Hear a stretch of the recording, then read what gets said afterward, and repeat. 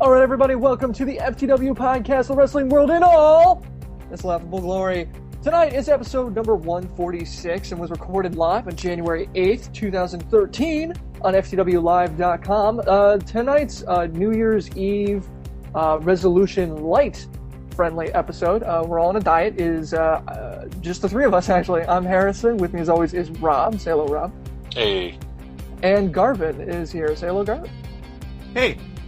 Tonight we're going to talk basically the first Raw of 2013, the return of The Rock that night, Hogan's Championship delusion, let's say aspirations, and this Sunday's Genesis. If you're listening through iTunes, YouTube, or through your favorite podcast player, make sure to check out theftwpodcast.com for more about us and how to get involved in upcoming discussions.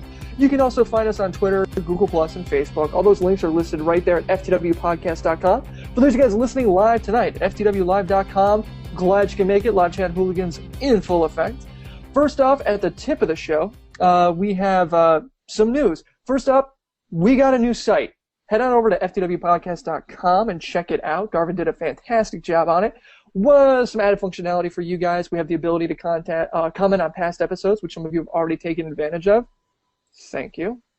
You can listen to each episode right now from the site. You don't need to download it if you just want to get a quick fix. It's pretty sweet. Also, we're going to be posting some better show notes. Right now, everything we talk about, well, basically what we're going to be doing is everything we talk about in the post, everything we talk about will be in the post. It won't just be a brief summary. So there'll be links to the news pieces that we're talking about, things like that. So if you want to check out the Ask FTW questions I received, they'll all be right there too. And we have a whole new mobile experience. So basically, it's easier to get around the site now when you're on a handheld device like an iPhone or Android or a Windows phone or the BlackBerry if for some reason you hate yourself. But anyway, if you're looking to can't believe I'm going to do this, Garvin. If you're looking to upgrade your website and get your site on a WordPress or even start a new project, you can contact our illustrious web guru, Garvin at ftwpodcast.com. I can't believe I'm shilling for you right now. FTW Draft News. As part of the new site, there is a new ftwdraft.com area. We've also got some news up there, and the new season of participants has been announced, so here's what's going to be involved. From the last season, we have the five of us, Joe, me, Lee, Rob, and Garvin, Ken, Mike, Diva, Jill. These are all people who are locked in and have their spots thanks to their playoff appearances. From Twitter, we got the Kilo G and Styles Clash. And from Facebook, we got Gary A. and Nick A., not related. If you go to ftwdraft.com tomorrow afternoon, we'll be releasing the official draft order. I'm not sure exactly what time, so check like around like 4-ish, I'd imagine. Right, buddy? Right around there? Yeah, that's probably a good That sounds time. about right. Yeah, since we went from 16 to 12 participants and brought in 4 new participants on top of everybody else that we had to shuffle the order around a bit, so we'll have the draft order then. Expect that right around there. Also, we have new T-shirts. It's been a year or so ago since we released our first line of T-shirts. We're going to archive those and bring in a new set. If you're friends with us on G+, Twitter, or Facebook, you've already gotten a sneak peek. The new T-shirt line should be live sometime next week. Google+, if you're actually on Google+, like me and Garvin and maybe 6 other people who work for Google, you may have noticed that there are now communities available to their users. We created one just for WWE and TNA fans. With over 100 users, this community is already the largest and most active English-speaking professional wrestling community on G+. I don't know what the biggest one is because I can't understand the language. So go team. You can head on over to ftwpodcast.com. We've linked to it in the footer. I think it's Portuguese, so I think it's either probably Brazil because they rolled Orkut in the G+, I think. Anyway, also, big news, Universal TakeOver Awards. As we've probably made it very clear over the last 30 days on our social media accounts, we were up for the best wrestling podcast from the Universal TakeOver Network. Their official award ceremony is happening right now at utnsports.com. Their show was partially taped, so when we're announced, if we're announced as the best wrestling podcast in the world, they're just going to play our acceptance speech. If that happens, we'll let you know. Either way, we're up against some really good discussions. We got Wrestling Soup, who were up for a Stitcher Award a few years ago over in LA. Single Leg Takedown, Future Endeavor, some really good stuff that we're with esteemed colleagues here. A lot of people say it's just an honor to be nominated, but really, when you review porn movies and make dick jokes on Tuesdays, we really mean it when we say that. Garvin's watching Twitter, so if it's announced while we're live tonight, we'll definitely let you guys know. All right, enough about us. Let's get started with TNA. Rob, first thing on TNA, How about this? We did our look back last week on TNA, and we picked who we thought was the standout wrestler. And at no point did we pick the right one, apparently, because according to TNA, the Impact Wrestler of the Year chosen by the fans is Jeff Hardy. Well, yeah, and this is the good thing and the bad thing about letting your fans pick pick who's going to be the wrestler of the year. Jeff Hardy has a huge fan base. They obviously turned out. James Storm, I would have thought, had a good fan base. I mean, you could make cases for just about anybody on the list. Jeff Hardy, James Storm, Austin Aries, Bully Ray, Bobby Roode. You could make a strong case for any of them. Except for Hardy. Personally, Yeah. except Jeff Hardy, yes. But when TNA pushes him and has an album out, I actually realized that I was wrong when I counted out how many of his songs on his new album that people have heard before. Open Fight Night's theme is actually one of Jeff Hardy's. They actually took the songs from one of Jeff Hardy's album and made it the theme for Open Fight Night. Really? Yes. That's well. How much was the album? $8? Yeah, $7.99 I think it is. Oh, boom! Who loves capitalism? Yeah, all right, predicted that right. Well, I guess that's money well spent. Here's the thing, though, Rob. First off, your attack against democracy, I do not appreciate. That aside, I really would have thought, I mean, yeah, Jeff Hardy was going to win, but James Storm, I would have picked Bully Ray, if only for the longevity of it and for the legions of ECW fans, what everybody keeps saying are still around. Yeah. Yeah. Go figure. Bully Ray, I expected to have a strong shot at it. Me personally, I voted for Austin Aries, but that's just because, you know, when you have him come in and he takes the X Division title, never loses the title, trades it in, wins the world title, and gets into the main event when nobody thought he could. Bully Ray is right up there with Austin Aries. I got to correct you, Rob. We knew he was going to be in the main event.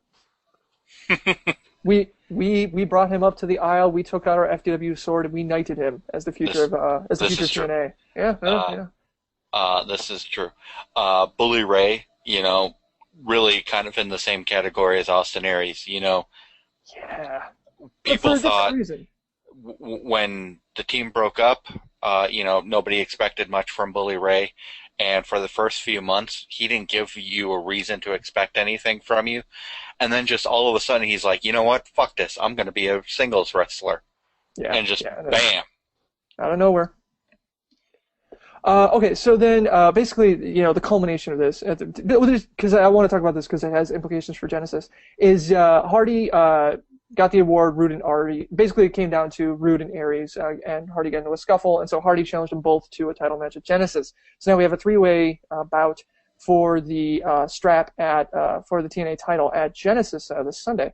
So my question for you, Rob, is do you really see Jeff Hardy losing that, or do you think him winning it kind of cements the fact that he won this award? It's kind of like the stamp.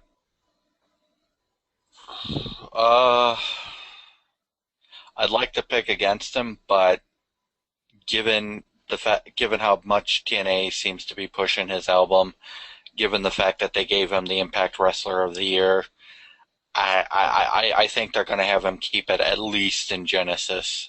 My only problem with that is if he comes out of the triple threat match still the champion, you're giving him a huge push. Who then do you have as a credible challenger to him?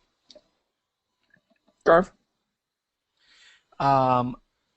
We'll go more in depth in this when we get into Genesis, but I do want to say that this is probably the best opportunity that they have to still push him hard, yet take the title off him, because it's a triple threat match. There's a lot of storyline opportunities where someone's going to cheat to win, or distract Hardy and pin someone else.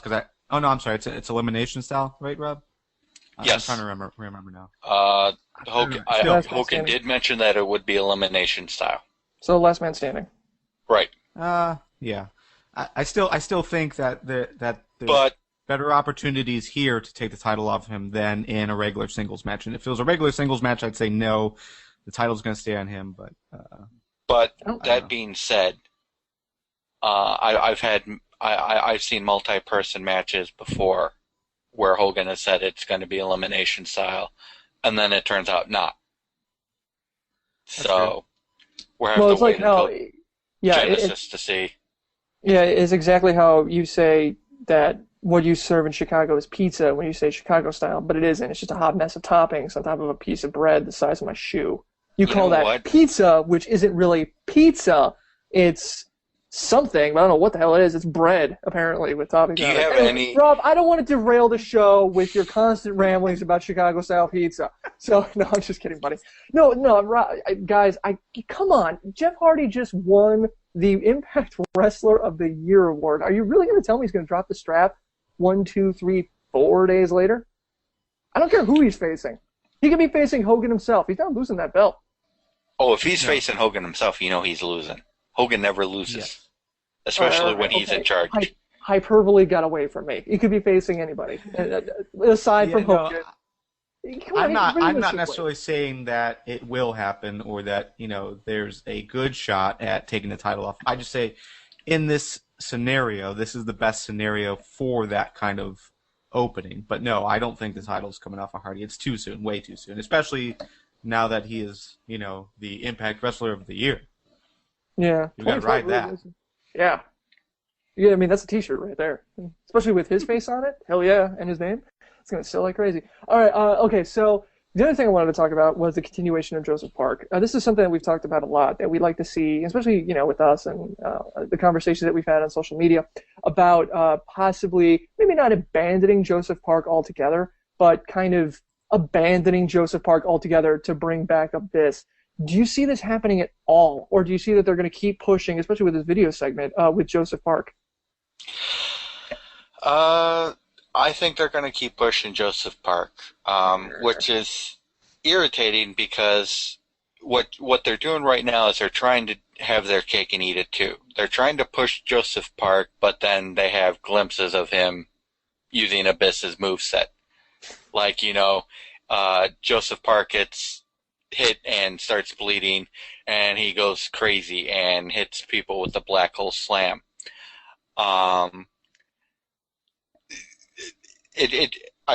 TNA really needs to pick one side and stick with it. What I'd like to see them do, if you're going to show the OVW videos for like Joseph Park and everything, show them with the gut check winners too. Oh, that's a really good idea. Show the talent guy. Let the talent coach from OVW. Let him give the fans of TNA his impression of the gut check winners. Do they have talent? How soon until we might see them in TNA? There's a lot of stuff you could be doing with these OVW segments. Okay, maybe this is just a way to tease into it, because if you just drop the name, well, let's face it, if you just dropped the name OVW a month ago, no one would know what you're talking about. Well, I mean, probably the vast majority of TNA's audience would have no idea what you're talking about. So the fact that you're kind of saying, well, Joseph Park's an OVW, it's developmental, they're kind of linking that storyline to it. But I really like that idea, Rob, of using this as an avenue to kind of remind us, hey, remember these gut check guys? They're still around. Okay, so we got Bully Ray. We got him suspended because of his involvement with Brooke. I mean, I guess I'll make the joke. You know what? I'll make the joke for Joe. I guess Hogan got jealous that someone else was tapping his daughter. Da da da da da da da. There you go, Joe. There. You may not be here, but your crassless humor is. There. So, I mean, what do you think about this, Rob? I mean, I don't know where the hell they're going with this storyline, but this is another storyline that, even worse than Aces and Eights, looks like they're making it up as they go along. I mean, yeah. Okay, so he suspends Bully Ray indefinitely without pay, and then he tells Brooke Hogan that she made her choice, go live with it. So, what? Daddy's kicking her out of the house? What the hell's going on there? it makes no sense. There's a really annoying soap opera aspect to it. Made even more so because just like the Claire Lynch storyline, it's not going anywhere, and it's taking painfully too long to get to some sort of resolution. Okay, because John B. wrote on Facebook saying, I think Hogan and Bully are actually working together in hopes of getting Bully inside Aces and Eights. So what do you think about the idea of B-Ray being like a Team 3D double agent? If that's where they're trying to go with it, that could be very interesting. That could be an interesting twist. I kind of think that's what I kind of had the thought that might be what they're doing with Mr. Anderson, because Anderson did not take part in the attack. True. He just stood there watching Aces and Eights brawl and everything. Mm-hmm. He was deliberately kind of stalling whether or not to make his decision, taking up Aces and Eights time and such. Mm-hmm. I kind of saw him. I was kind of hoping when I saw that, like, okay, maybe Sting is going to use Mr. Anderson as kind of like a way into Aces and Eights and start trying to take them apart from the inside out. Okay, so I mean the avenue is there. And so would you rather have Bully Ray or would you rather have Anderson do it? Either one is fine with me. Bully Ray would probably be more believable, especially with the Brooke and storyline going on with him. And you know, there's a chance to see Team 3D again. True. Even if they are the bad guys. Yeah. Garv, what do you got? Yeah, I just want to say I think the theory that John B. Posted is fantastic. The idea that Bully and Hogan are working together to get inside of Aces and Eights, it would make total sense, and it would make this whole story worthwhile, I think, because there would be an actual point other than the other expectation, which would be Hogan versus Hulk Hogan. I mean, what other option do they have at this point? Right. That's a good call, Garvin. You know, if Hogan and Bully Ray are kind of working together to help Bully Ray infiltrate Aces and Eights to do some damage from the inside, that would actually make the Brooke, Bully Ray, Hulk Hogan storyline worth watching. Yeah, it would make it not suck, basically. As long as it doesn't end in a wedding, we're okay. Yeah, because wrestling weddings never end well. Edge's was... That's not actually true. Edge is the savior when it comes to this kind of stuff. Unfortunately, he is not working. I thought EY and ODB's wedding ended well. That was weird. That was just weird. It ended well. Yeah, it ended well with Kurt Angle coming. Yeah, that was clearly made up minute by minute as they were doing it. It was like an improv comedy sketch, but like inside a prison. Like that's what it was kind of like. It's like somebody and somebody comes up to Kurt Angle. Yeah, okay, go out there with a fire axe, man.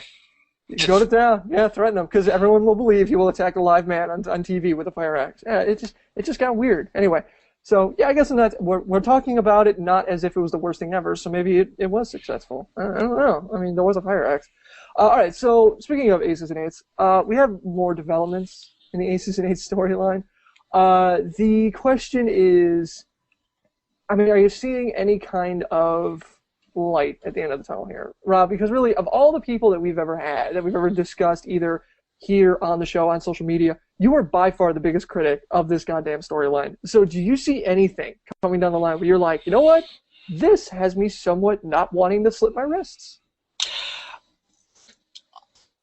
Until Sting came into the steel cage and took out took out the whole fucking gang with his baseball bat, I was actually excited about the storyline. I thought they were doing a really good job. You know, Sting's bat disappears, and that was another thing that had me thinking maybe Anderson was kind of on the inside helping Sting out. Sting's bat drops from the ceiling and freaks Aces and Eights out. They were getting back to classic Sting with the mind games, just fucking with Aces and Eights. Mm-hmm. You have Kurt Angle coming out and saying, you know what, I'm with Samoa Joe. We're gonna unmask Aces and Eights. I'm gonna unmask somebody tonight. You have Aces and Eights saying, we can't let that happen. We have to keep our masks on. You have the steel cage, which is supposed to be a strength, but it backfires against Samoa Joe and Kurt Angle. The entire goddamn gang beats down everybody, and then Sting walks in and turns into Superman with his goddamn bat. I'm going to take out the entire gang. I mean, I half expected him to pull some Lord of the Rings shit. One swing of the bat, 5 guys just go flying. Backwards. Yeah, into the back of the cage. Okay. So that was part of the video packages that we were seeing, teasing the return of somebody or the return of or arrival of somebody, and it was talked about I want to say 2 or 3 weeks ago that it was Sting. Are you disappointed in that these video packages pointed to the return or arrival of somebody and it was Sting? I mean, do you feel like this is kind of like going back to the well and they're kind of drying out, or were you legitimately excited? Like you were like it was needed. My thoughts on it were it depended on how they handled it. What I wanted to see is, you know, if Sting comes in and maybe teams up with somebody and helps them beat Aces and Eights, I thought that would work. What I didn't want to see was what we had seen. You know, like Hulk Hogan and Sting making it all about them. I thought the best part of the Aces and Eights storyline so far was when they were visiting Aces and Eights, and the guy actually says, you know what, Hogan, and the guy actually tells Hogan and Sting, you know what, it's not all about you. Mm-hmm. I thought that was the best part of the Aces and Eights storyline. Yeah. Well, Garv, what do you think? I mean, do you think it was a... What do you think? I'm okay with it being Sting. You know, of course, we'd like to see someone else, but it's nice to have some kind of, you know, cryptic, phenom-style, you know, videos like that. You know, phenom style. It's just like Taker's promos. Just call it like it is. Yeah. I mean, it's like you have like this mythical vibe around Sting like you have with The Undertaker, and I think that's a nice thing to still have in wrestling. But unfortunately, they use that to build up his return, only to have him just run out like behind the camera, get absolutely no reaction from the crowd, and take everyone out. I think it was completely mishandled how they did it. You know, they could have done it a lot better. And if they would have done it like how they've done his return like every other time where he's coming down from the rafters or it turns pitch black and there is Sting, I think that works for the character, and it's like a nice fun thing. But this was awful. Yeah. What they did was just awful. I mean, at least Sting still has wrestling ability and can deliver a good match when needed. And like you said, Garvin, when you do a Sting return, you have him drop from the ceiling, or you do the classic, the stadium goes pitch black, and when the lights go on, bad guy is lying on the mat and Sting's standing over him with his baseball bat. I mean that's how you do the Sting return. To have him just, you know, walk out and get into the cage, and like you said, it got no reaction to the crowd. So basically, and the other thing that bothered me, sorry, Harrison, the other thing that bothered me was that they once again made Aces and Eights look incredibly weak in the process. You know, you basically have them lose despite, like, you know, totally screwing over Kurt Angle in the beginning of that match, locking him out, busting him open. They did everything to win, but they still lost cleanly. And then to have one guy take them all out, you know, yeah. I just think that they're mishandling this group for whatever reason. It shouldn't be like this. Right. That was my big thing. I was fine with them losing the match cleanly. I don't think that weakened them too much. But when you have one man come in and take out an entire freaking biker gang, you've just made them irrelevant. But I will say I do like Mike Knox being a part of the group. Team Yeah, Beard. that was gonna be my other question. And now we got the debut of Mike Knox to go along with this. So do you think he'll be a welcome addition to the storyline? Do you think he'll contribute? He should be. It'll be interesting to see how they handle it because, I mean, Aces and Eights was already angry with him as they left the arena with him losing his mask. So it'll be interesting to see where they progress the storyline from here. If Aces and Eights does anything to Mike Knox as punishment. Okay. All right, Garth, what do you think? I mean, aside from the Team Beard loyalty that you have. Well, and also, he has done pretty well. You know, we have to assume that the arm breaker or whatever we want to call him. I mean, he's been in matches previously, and I think he's done a good job up to this point. So, I'm excited about that, and it's another name, and he's got a beard, and it's awesome. So. All right, so we got Genesis coming up Sunday. We're going to briefly discuss it because we're going to be sitting down on Thursday at 10 p.m. right after Impact goes off the air to actually preview the pay-per-view. It's going to be a lot of fun. Make sure you join us 10 p.m. Eastern this Thursday. But basically for this point, we're just going to go through the final card, and by then we should actually have whatever the final card actually is. First up, we got Chavo and Hernandez versus Morgan and Ryan for the tag titles. We got Tara versus... presumably, I'm guessing Mickey James, maybe, possibly Tessmacher, based on how the match went on Thursday, for the Knockouts title. We also got RVD versus either York, King, or Ion, hopefully Christian York, for the X Division title, possibly dropping it. James Storm versus Christopher Daniels, Sting versus DOC, and Jeff Hardy versus Aries versus Brood for the TNA title. I mean, we're going to get more into it on Thursday, but as far as anything on here, is there anything that you're really excited to see or any surprises you think we might be in store for coming up on Sunday? Garv, what do you got? Well, I just want to throw out that we also have Velvet Sky for the Knockouts match. So I did hear a rumor that she might have gotten injured, but I've been really busy today, so I wasn't able to verify that or not. So maybe someone in the live chat can let us know. Okay. But you can throw her name in that hat. That would make a nice match. Tara versus Velvet versus Mickey James, I think could be pretty good. But don't forget about Kenny King in the X Division tournament. I think he's a good name to have out there. And although I like the vibe that we've gotten from Christian York, and I like how good he is.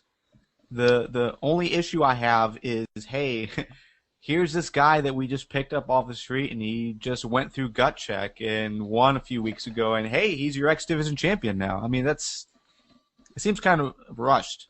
I don't know. It seems like if you put him there, that's basically saying the rest of your X Division is weak. Or like drafting a 29-year-old to be the starting quarterback for an NFL team. Sorry. All right, never mind. I think I just pissed off Garvin. All right, Rob, what do you think? You got any surprises coming up here? Anything you're looking forward to?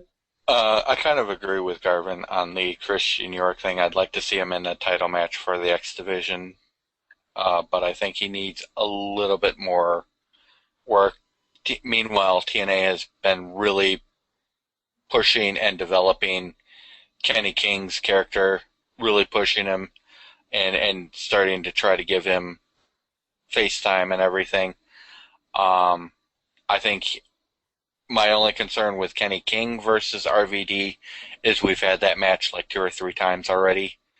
Unless they're going to make an honest-to-God feud out of it, which they have the potential to do, but that means more RVD. Unless we're going to see an honest-to-God feud out of it, I don't see them giving the match to King either. So we could see Christian York or Zema Ion against RVD. Yeah, and let's not forget, the idea that we all seem to really like, and that is Zema Ion versus Jesse Sorensen for the title, and Jesse Sorensen is ready to come back. Well, yeah, I think he is ready to come back. Doesn't he? He's been wrestling a few house shows, so potentially he's good. He's good to go, and he could be making an appearance at Genesis So Yeah, I mean, so they so used the you name throw for a that reason. bit in there, Personally, what I and I would do think if I I don't were know. booking this match, I would take York, King, Ion, RVD, throw them all in an Ultimate X match. You think RVD could keep up with them? Well, I guess he wouldn't have to because he could just kind of cool his jet. He could get thrown ringside and then let the three of them go at it. That'd be pretty That interesting. that would be the advantage for RVD. He doesn't have the conditioning to keep up with the three of them, but but the match can turn into a spot fest. You can focus on York, King, and Ion while RVD catches his breath out on ringside. Yeah, and then I mean, I like the idea of that. The only reason I would have Zima Ion in this match is if he wins and Sorensen comes out and cleans him. Just because to reunite that feud. And they use the names of the pay-per-views for a reason, and Genesis could be the genesis of this feud.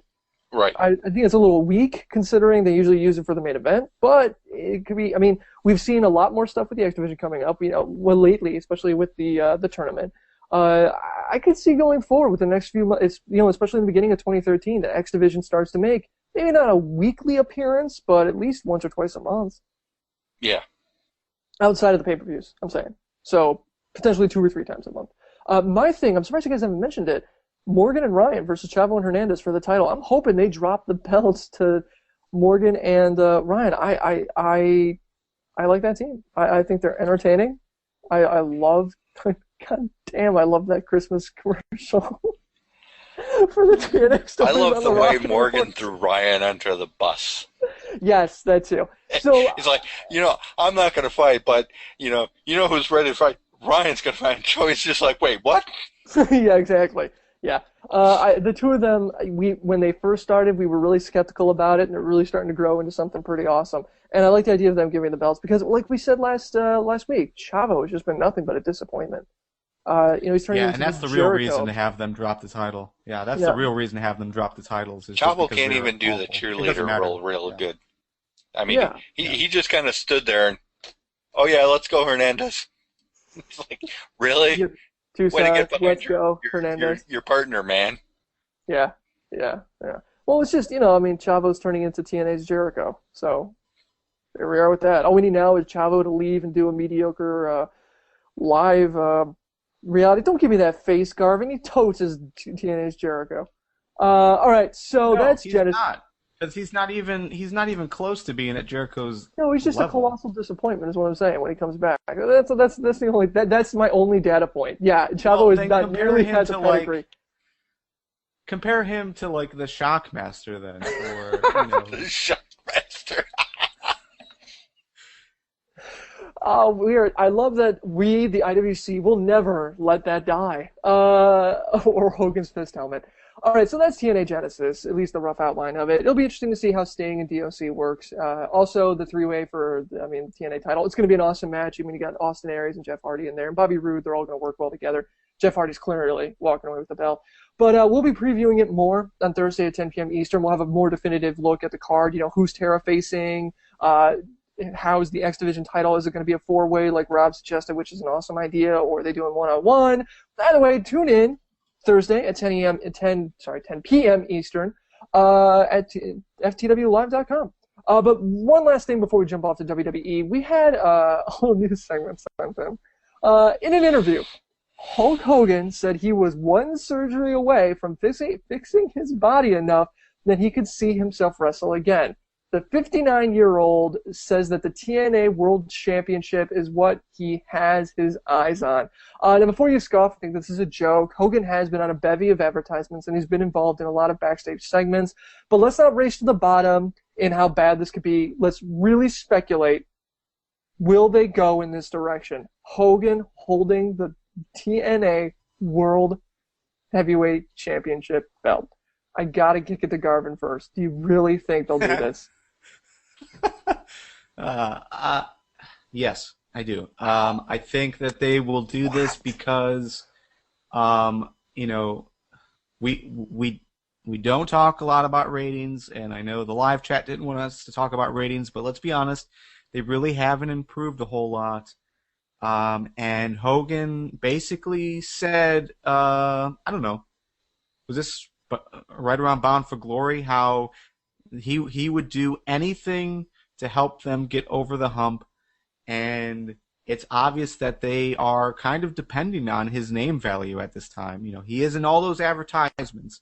Whenever they're publicizing that they're gonna be at house shows, they always make sure to say Hogan will be there, kind of thing. So I don't know. I say that they will do it. They shouldn't, but I think that they will. I think if let's say 3 months down the road, if ratings don't improve and they're still hovering at 1, they're gonna probably try and do anything. They have to improve. They've been stagnant for 3 years as far as ratings go, so they have to do something. And knowing Hogan and what we know of Hogan, it's going to happen. All right. Rob, do you agree with that? Do you really think that if the ratings dip far enough, they're going to reach into the grab bag and pull Hogan out to rescue them?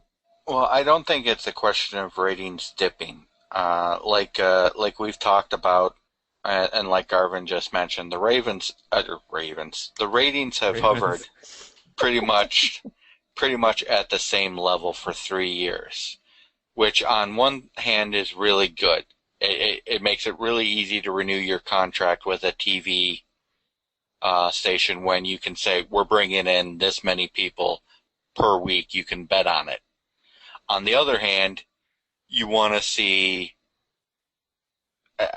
TV stations want to see growth. They want to see growth potential, which right now TNA is not showing. Mm-hmm. So outside of getting onto a bigger network, which I've been saying they need to do for a while, they have to find something. And as much as I hate to say it, Hulk Hogan could be that something because the name value. And they could do something like what the WWE did with Rock versus Hogan at WrestleMania. Take one of their big stars, maybe an Austin Aries or Bobby Roode or somebody, put him up against Hulk Hogan after Hogan wins the title. I hate the idea, but will TNA do it? Definitely. They will march Frankenstein, a.k.a. Hulk Hogan. I like to think of him more as a geriatric Jesus. Geriatric Jesus. Okay, well, whichever. Yeah, that's how I feel. All right, I don't see them the cynicism and the ability to say, oh, anybody's an idiot or whatever.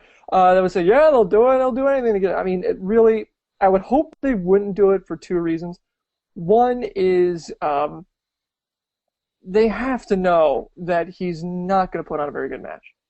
It's going to be whoever he's you're going to have to do something to, I don't know. I don't know what you do. You make it maybe a chairs match, hardcore match, something where you can have him on the ground for a long period of time, and then maybe stretch the match out into 6 spots, and then hope that big power moves. He's not going to be able to move very well, especially coming off surgery and at 59 years old and all that. I mean, this takes a toll on your body. And 2, WWE is going to beat him to the punch with Rock, and Rock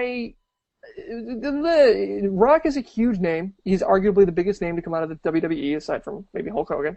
They're going to give him the belt at Royal Rumble, potentially, and that's going to happen in a few weeks. And so if they do this, it's going to be one of those things where it's just going to be more ammo that you can throw at it and be like, well, Rock did it better, and he can still defend the belt.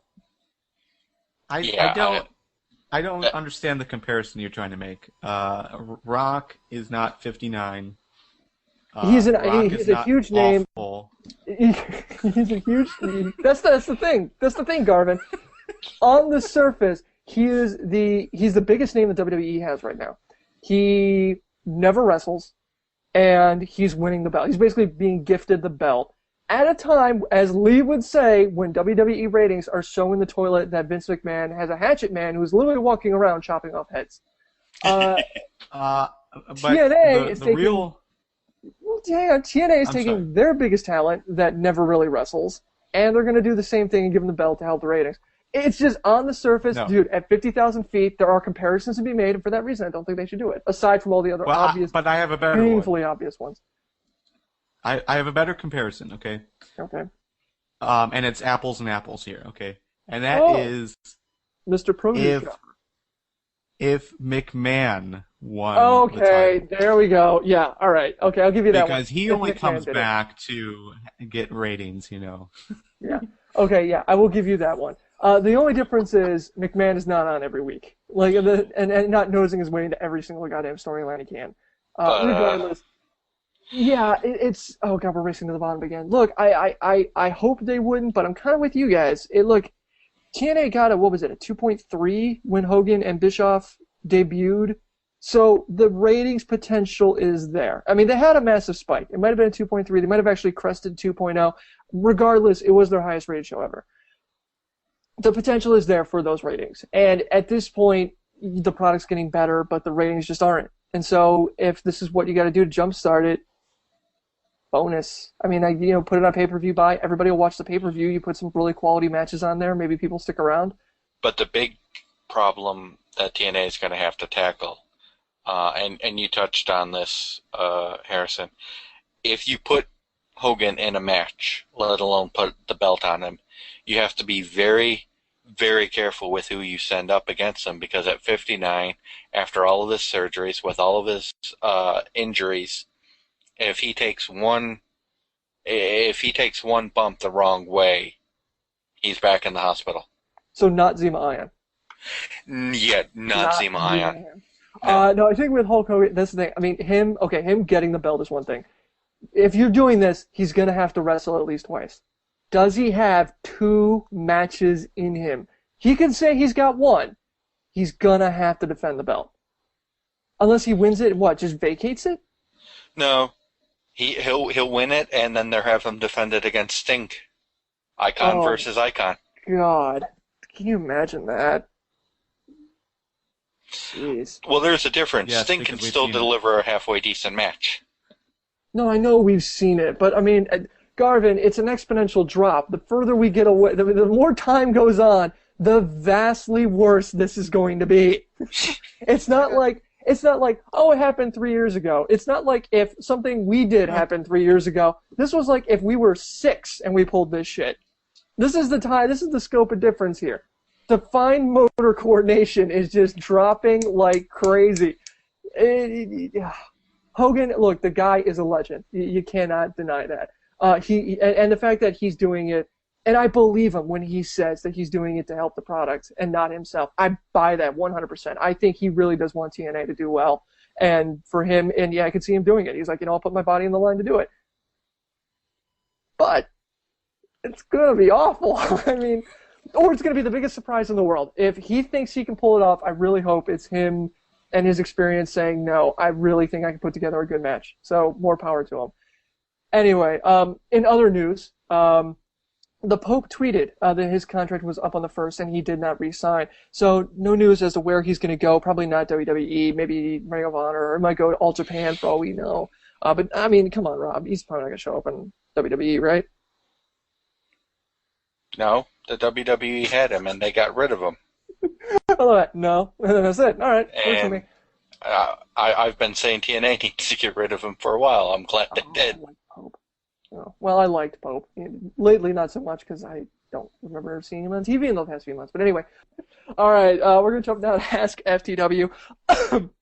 Sorry, I couldn't even mute. Where you ask and we answer. You can send us topics via email to questions@ftwpodcast.com. You can send them on Twitter by DMing us at ftwpodcast or by using the hashtag AskFTW. You can post on our Facebook wall or even hit up our Google Plus community.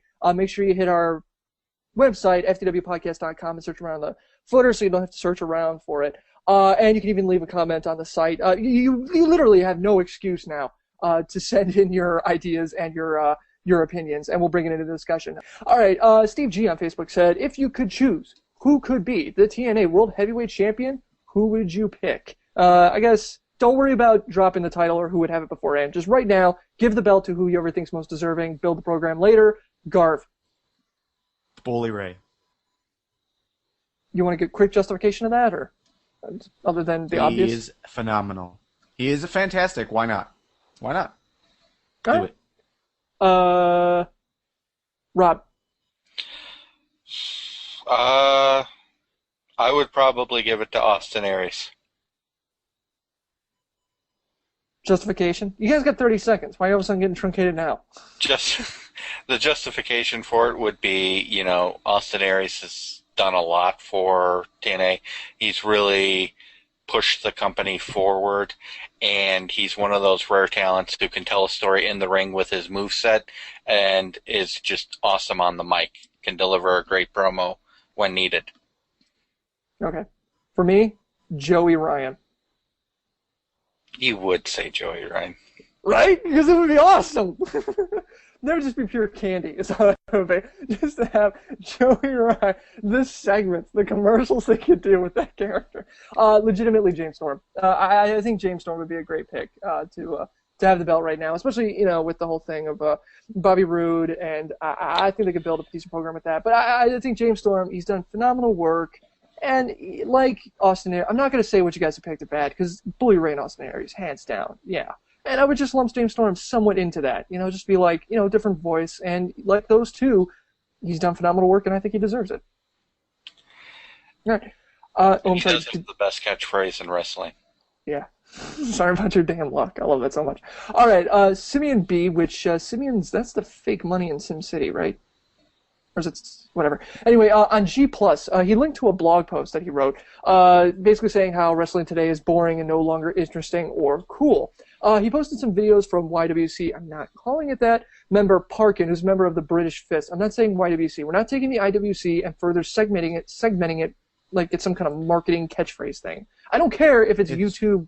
I don't give a shit. Yeah. It's the internet wrestling community. How you express yourself on the internet, I don't care. Because I'm not saying this is a PWC show. Podcast wrestling community. See what I did? Oh, God. See, this is why I hate it. Anyway, where was I? Basically, Parkin, who's a member of the British Fist, who has a YouTube channel. It's pretty good. Anyway, he said that it was... they were basically saying the same thing. So the question is it? Is wrestling as awful as the loudest in the IWC keep espousing? Rob, what do you say? I say it depends on what company you watch. Even though I criticize them when they screw up, I think TNA is fairly interesting. Not more often than not, I'm left wanting to tune in next week. WWE, I have to fight to watch. Surprise, surprise, surprise. Yeah, Mr. TNA. I know. Mr. TNA implies you're like some kind of like Adonis or something. Mr. TNA. Garth, what do you got?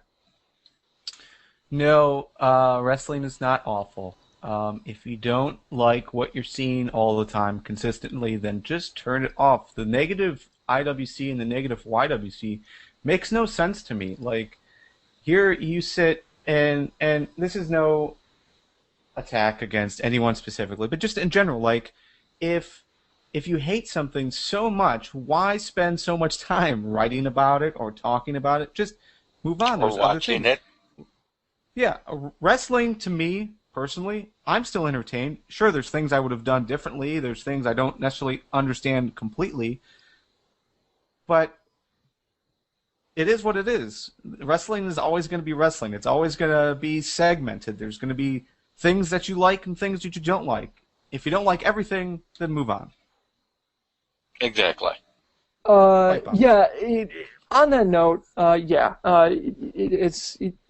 speak with your feet. That's the thing. I mean, you can go on and on about when you guys in the arenas scream, Cena sucks, let's go Cena, Cena sucks. To the WWE, that's the sound of a cash register. Right. If you want to hurt these guys, if you want to show that this is boring and it's no longer interesting, you stop paying attention, and then they'll notice quick. And as you can see, because of all the, that's how you get their attention. That's how the free market works. Yeah. Regardless, I don't like these kinds of articles, and I'm like Garvin and I were talking about this, and it's like, do we attack it directly? Do we respond to it directly? And we decided to do it as Ask FEW, because for me, this is kind of like playing whack-a-mole. This is on the surface. There are 1,000 of these popping up every day. I mean, especially on like Bleacher Report and what's the other one? SB something, SB Nation or something. One of these, crowdsourced news aggregate opinion articles. Anyway, everybody's always constantly going on about things were better in the 90s, they were better in the Attitude Era, et cetera, et cetera, et cetera. The problem when it comes to this is it's a combination of rose-colored glasses and a false comparison. It's a different product now because the WWE is going after a different audience. Now it's kids. Parents buy shit for kids. If you were to spend money, if it came out that TNA's store was sold out more often than WWE's, then we'd have a different thing to talk about. But we're not. I mean, we're dealing with an organization that's going after a completely different audience. And wrestling, as far as wrestling being cool, I mean, that's rose-colored glasses. It was never cool. It never will be cool. It's a combination of how it operates. It's basically an entertainment medium that seeks to lie to its audience. And for that reason, outsiders will view the audience as being idiots or weird for willing to accept this. It's no different than, actually it's different than everything because there's nothing out there like this. So, damn it, see, it's the root cause of this. I hate getting into it because I get drawn into it. Regardless, no, it was never cool. It's always going to get better because you're going to have guys like Daniel Bryan, Dolph Ziggler, Austin Aries, Bully Ray, who are going to come up and they're just going to be better and better. And you're going to watch the wrestling industry and wrestling as itself as an art form evolve and change. And for that, hands down, that is the most exciting thing about this. Anybody else, or can we move on? No, I think you hit the nail right on the head. If you're trying to get the attention of whether it's WWE, TNA, or another wrestling company, the quickest and easiest way to get their attention, quit buying tickets to their events. Mm-hmm. They'll pay attention real quick. Oh, yeah. That will get their attention. Now it is time for Win Fail. Women wrestlers aren't getting paid? Why do you do a job? Here is your win. You do any job, and fail is to fucking get paid! of the week. Wins of the week. And should I go? No, you know what? Should I go last? Because mine is going to floor you guys. Should I just lead off with that, or should I close it with it? You know what? I'll just kick it to Rob first. We'll see what Rob says. Rob, what is your win of the week? My win of the week is going to be... Well, it's kind of an odd one. My win of the week is going to be the Impact Wrestler of the Year award, because I like the fact that a wrestling company actually... Hang on, I'm going somewhere with this. I like the fact that a wrestling company actually took an award, said we're going to let our fans decide, and seems to have stuck with that. Ah, okay. You mean like John Cena winning Superstar of the Year in the Slammies? Yeah, but that's decided by the WWE.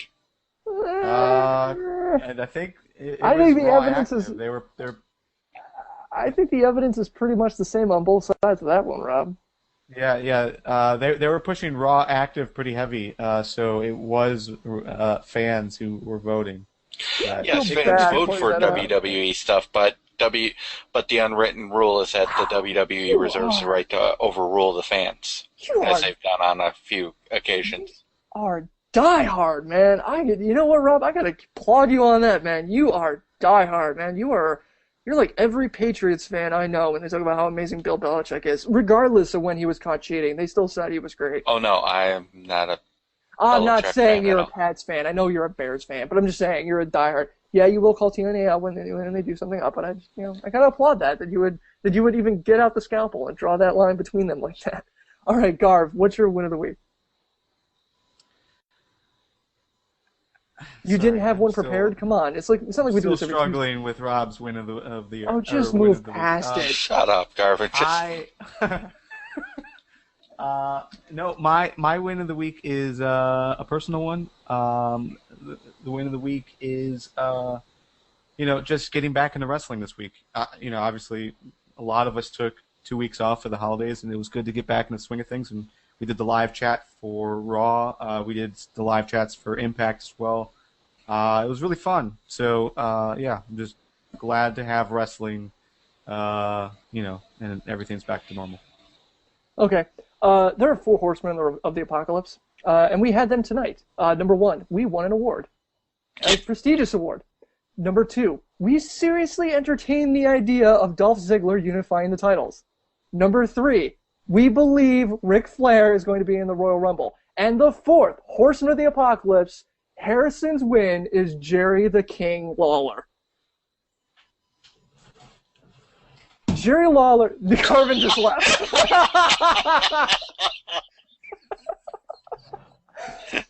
On Raw, Jerry the Garvin King just Lawler. throws down the headset and leaves. That was awesome. On Raw, Jerry the King Lawler made a speculation on who would be the new Browns head coach. And he said, and I quote, I would like for the Browns to blah, blah, blah. In that one move, he made a more astute observation than this entire city has this entire time. Every single sports news outlet in Cleveland has done is the Browns should, the Browns need, the Browns have. Not once did anybody say, I think, I like, or it would be great if they went with my opinion, and did this. And for that, Jerry the King Lawler, you get my win of the week. And he's a huge Browns fan, so I got to give him props for that one. So look, I call it as I see it. I'm probably the biggest John. The only person I believe who would be a bigger King critic than me is an ex-wife, and I've never married him, so I'm going to say I'm second tier, but I call him like I see him, and he won. He got my win for Monday. All right, fails of the week. I think God just gave Garvin a stroke. Your fail of the week. Go, Rob. My fail of the week goes to TNA fans for picking Jeff fucking Hardy as the wrestler of the year.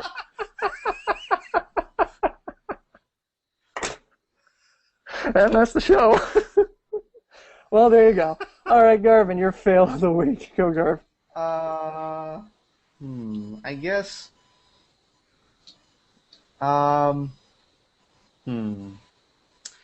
My fail of the week is going to be Kaz. And the reason is because I finally figured out that the only time I like Kaz is when he's impersonating other people.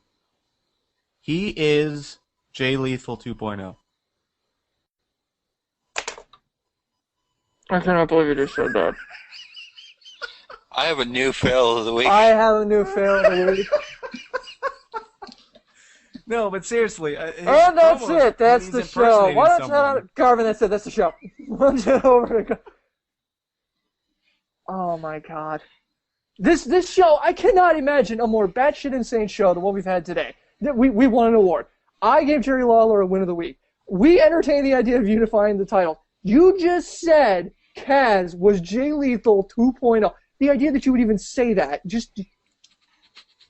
Those words in that order.